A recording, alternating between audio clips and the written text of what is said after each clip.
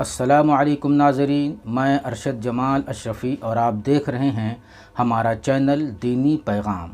محترم ناظرین، آج کے اس ماڈرن ایج میں مرد اور عورت دونوں یکساں طور پر مصروف نظر آتے ہیں۔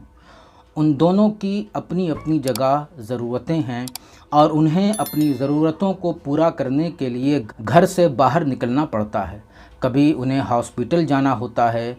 کبھی کسی میت میں جانا ہوتا ہے، کبھی کسی شادی کی تقریب میں شرکت کرنی ہوتی ہے، کبھی اپنے رشتہ داروں سے ملنے کے لیے جانا ہوتا ہے، کبھی اپنے میکے اپنے والدین سے ملاقات کی غرض سے جانا ہوتا ہے، کبھی دور دراز تک کا سفر کرنا پڑتا ہے، اپنے رشتہ داروں سے ملاقات کرنا ہوتا ہے، کبھی آؤٹ آف سٹی نکلنا پڑتا ہے۔ تو کیا ان سب ضرورتوں کو پورا کرنے کے لیے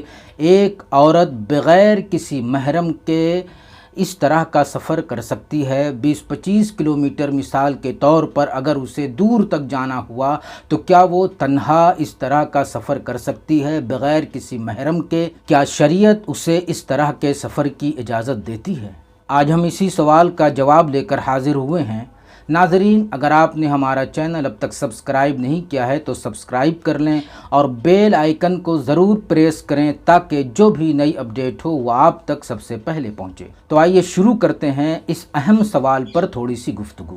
سب سے پہلے ایک حدیث کا میں ذکر کرنا چاہوں گا جو حضرت عبداللہ ابن عمر رضی اللہ تعالیٰ عنہ سے مروی ہے، اور اس حدیث کو امام احمد نے، امام بخاری، امام مسلم اور امام ابو داؤد رحمہم اللہ تعالیٰ نے اپنی اپنی حدیث کی کتابوں میں نقل کیا ہے۔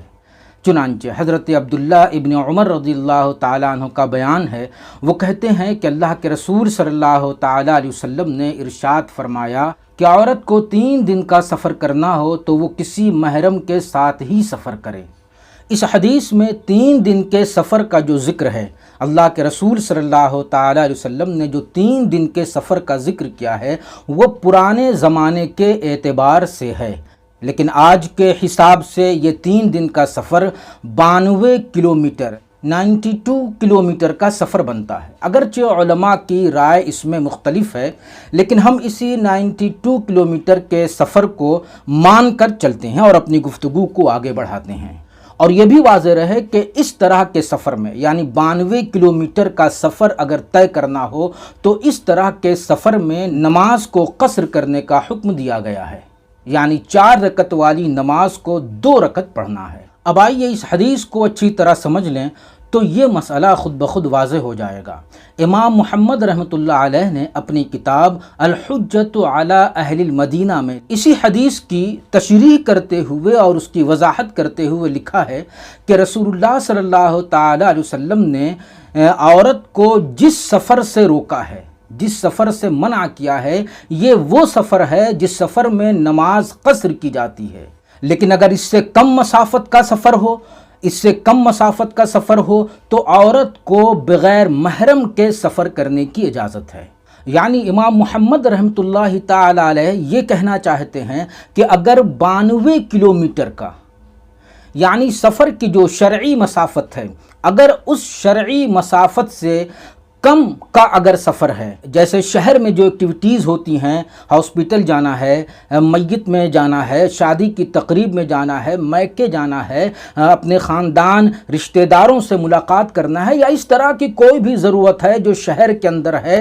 اور یا آؤٹ آف سٹی ہے، شہر کے باہر ہے، اور اس طرح کی ضرورتوں سے آنا جانا بغیر کسی محرم کے عورت کے لیے جائز اور درست ہے۔ اسی حدیث پر گفتگو کرتے ہوئے امام طحاوی رحمۃ اللہ تعالی علیہ نے اپنی کتاب شرح معانی الآثار میں لکھا ہے کہ رسول اللہ صلی اللہ تعالی علیہ وسلم کا 3 دن کی قید لگا دینا اس بات پر دلیل ہے کہ اگر 3 دن سے کم کی مسافت کا سفر ہے تو اس کا حکم وہ نہیں ہوگا جو 3 دن کی مسافت کے سفر کرنے کا حکم ہے۔ اور یہی قول امام ابو حنیفہ، امام ابو یوسف اور امام محمد رحمہم اللہ تعالیٰ کا ہے۔